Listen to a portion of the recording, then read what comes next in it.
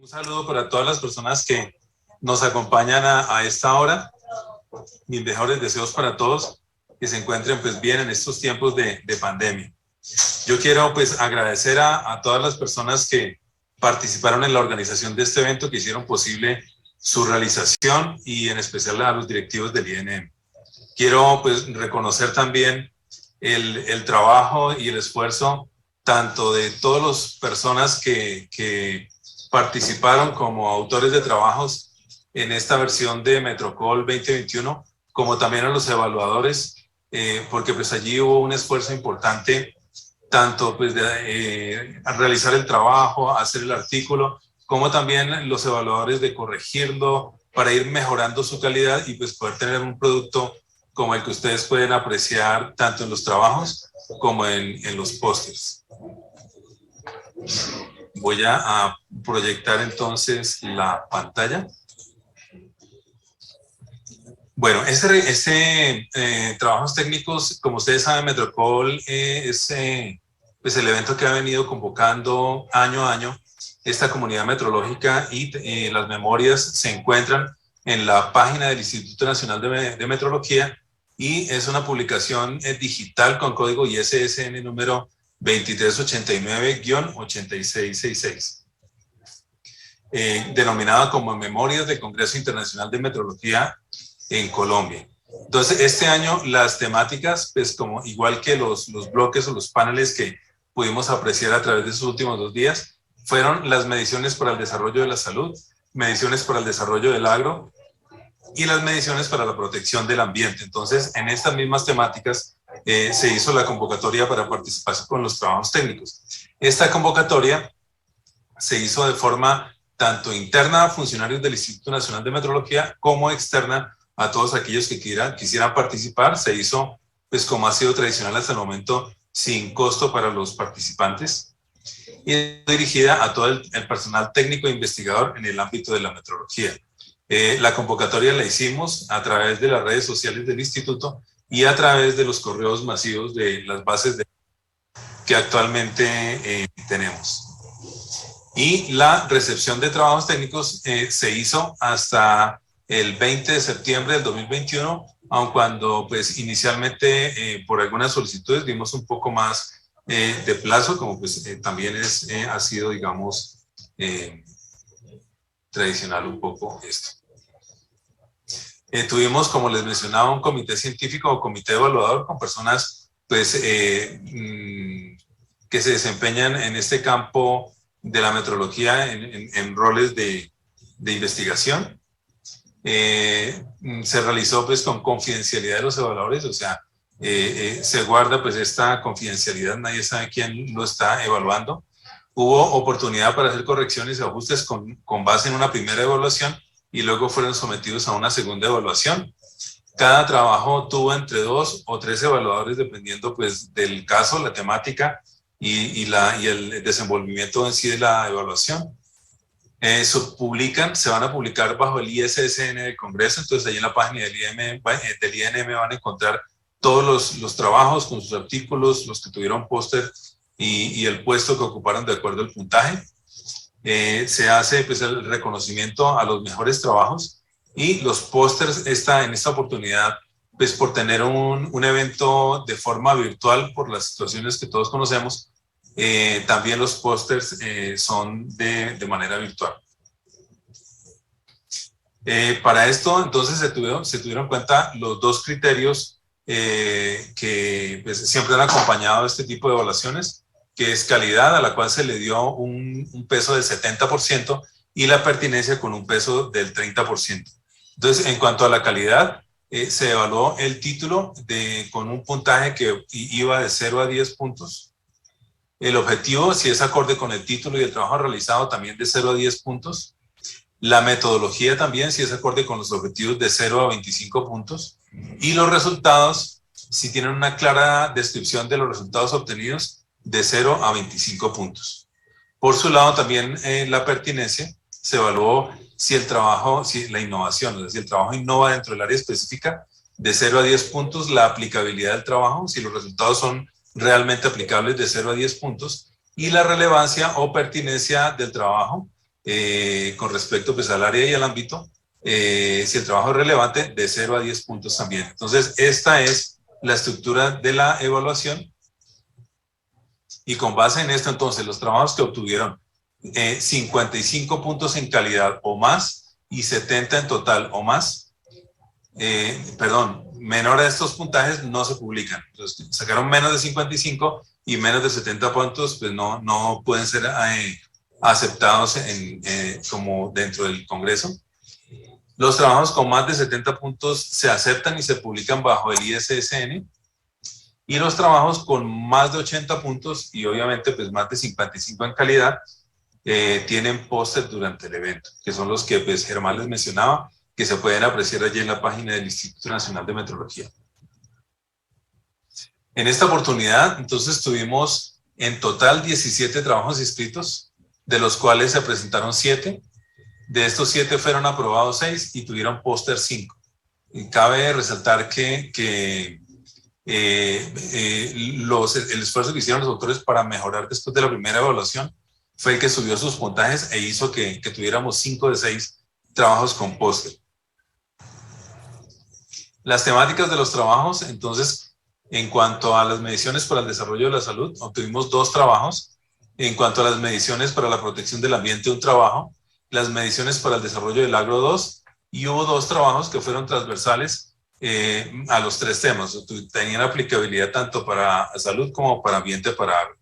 Entonces, en este orden de ideas, los transversales fueron el 29%, los relacionados con salud el 28%, en ambiente el 14%, y relacionados con el agro el 29%. Los evaluadores, entonces, ¿quiénes fueron los evaluadores?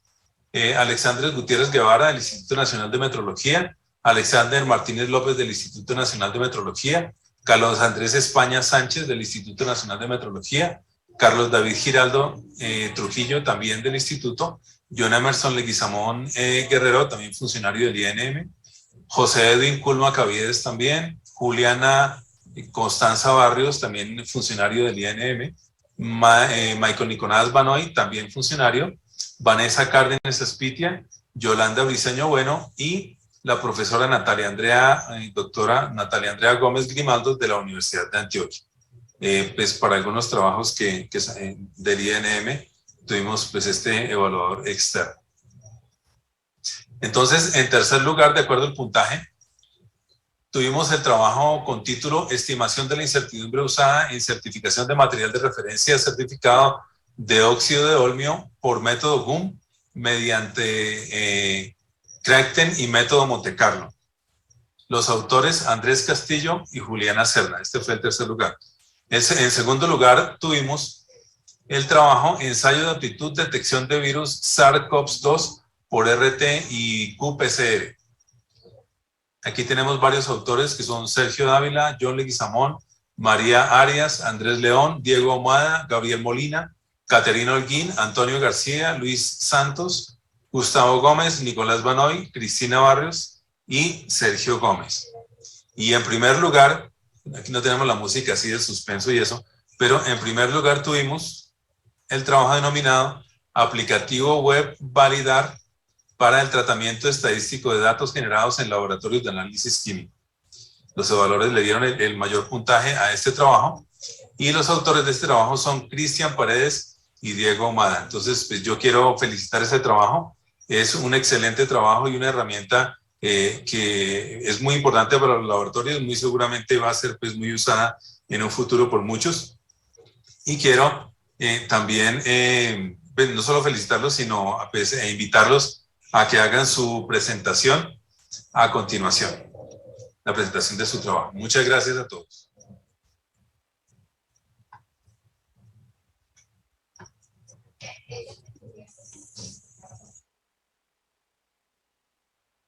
Reconocido como mejor trabajo, como me tocó el 2021, por lo cual agradecemos enormemente al comité evaluador, al comité organizador, en especial al ingeniero César Parra, por pues toda su paciencia en la elaboración del artículo, entre otras. Por otro lado, antes que nada, deseo extender mis más sinceras felicitaciones al instituto por el cumplimiento de sus 10 años. Es para mí un agrado en realidad ver esto.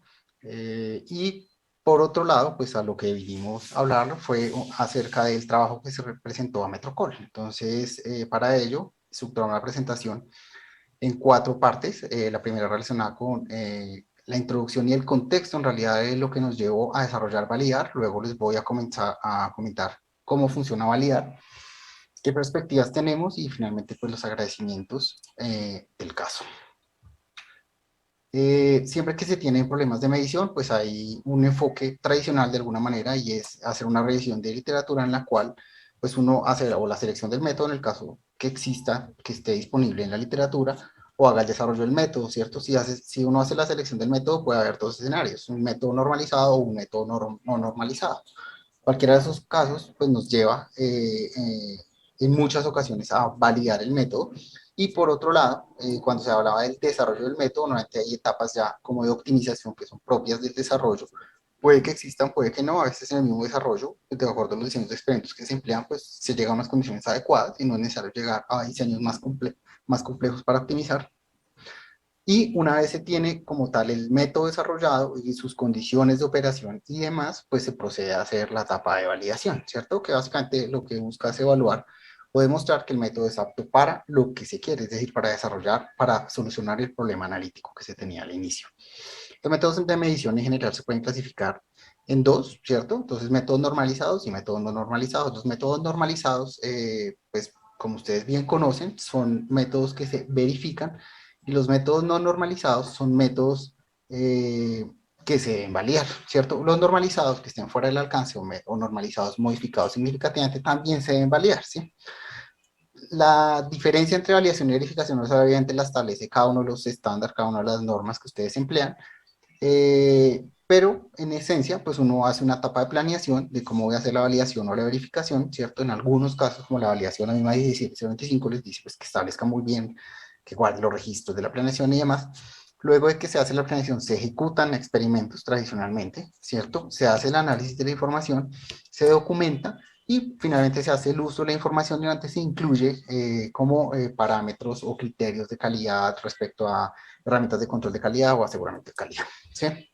Para análisis de la información es normal usar diferentes herramientas estadísticas como pruebas estadísticas, software, entre otras, ¿cierto? El análisis de datos en esencia, ¿cierto? Se puede realizar de 2 maneras. Entonces, o hacemos uso de software tradicional como Excel, como Numbers, como OpenOffice, ¿cierto? Que ya cuentan con varias herramientas de análisis estadístico muy válidas y muy adecuadas, ¿sí? O para análisis más especializados se emplean pues estas herramientas mucho más robustas como SPSS, SAS, R o Python, ¿sí? Entre otras, ¿cierto? Algunos de los problemas de estos enfoques tradicionales, pues es uno, pues, la limitación en los programas, muchos programas como Excel, como OpenOffice y demás, tienen bastantes limitantes respecto a herramientas estadísticas, ¿cierto? Muchas veces el personal del laboratorio pues, no tiene una formación fuerte en estadística, por consiguiente tiene problemas en la interpretación de los estadísticos o de los resultados que arrojan estos programas o se obtienen a través de las herramientas como análisis de datos de Excel. Y cuando se trabaja con software especializado, pues hay que tener personal con conocimientos especializados en manejo del software, lo cual es complejo debido a que implica temas de capacitación o temas de tener a veces procesos porque la persona se va, ¿sí? De igual manera, al usar software, digamos, más especializados, pues nuevamente hay etapas de transferencia de datos que los auditores suelen encontrar, ¿cierto? Y de igual manera, si son softwares de pago, pues está el problema del costo de las licencias. En este contexto, de alguna manera nos pusimos como propósito desarrollar un aplicativo que tratara de evitar esas cosas, ¿no? Entonces, que fuera de fácil interpretación los análisis estadísticos, que fuera fácil la transferencia de datos, que fuera fácil, eh, que fuera libre también, entre otras, ¿sí? En ese sentido, hacia 2019 iniciamos un poco el tema de diseñar y desarrollar este aplicativo web Validar R, ¿cierto? En el 2020, en el marco del Diplomado de Metrología Química que se desarrolló INM-UNC, comenzó a realizar las primeras pruebas sobre el aplicativo, es decir, muchos de los que trabajaron este diplomado trabajaron o ya conocieron de primera mano de alguna manera el aplicativo Validar. ¿Y Validar qué es? Pues Validar finalmente pues es una plataforma que integra varias funcionalidades del lenguaje de programación R, que es muy robusto, muy reconocido, ¿sí? Y a través de una aplicación interactiva tipo Shiny, ¿sí? ¿Esto qué implica? Que es una aplicación relativamente, no requiere uno ni siquiera instalar R, no requiere uno mayor manejo de herramientas informáticas. Y es muy sencillo, ¿sí? Esto de alguna manera también nace inspirado en aplicativos de este tipo que ya tiene desarrollado el Instituto de Metrología de Estados Unidos, Consensus Builder y el Uncertainty Machine, ¿sí? A través de este código QR, el cual va a aparecer en la parte superior de la pantalla, o a través de este link, el cual pues también se encuentra en las memorias del Congreso, pueden llegar a acceder al aplicativo Aliar. Acá me permiso mostrarles rápidamente cómo es el aplicativo, pues tiene un menú lateral en la parte izquierda, donde ustedes pueden ingresar los datos, hay tutoriales, hay glosario de términos, hay una configuración básica de algunos temas de imágenes, están módulos de estadística descriptiva y demás. Si ustedes, por ejemplo, se meten a tutoriales, pues pueden ver algunos videos que ya se han grabado acerca de cómo funciona el aplicativo, cómo se cargan los datos, cómo se hace la estadística descriptiva, regresión. Hay un glosario de términos para que hablemos siempre el mismo idioma, obviamente asociado o relacionado con el vocabulario internacional de metrología. Entonces el aplicativo y el texto que se prepara tiene esto, una configuración general de cómo se pueden descargar los archivos, si en PDF, si en PNG, las dimensiones que se quieran, ¿cierto? Entre otras, de alguna manera, esta es la parte general, ¿cierto? En temas de estadística como tal, de pruebas estadísticas, pues Validar tiene un enfoque en unas pruebas generales, es decir, se usan a lo largo de diferentes pruebas estadísticas de elaboración de diferentes parámetros de validación o a lo largo de un desarrollo de método, optimización, lo que sea, ¿cierto?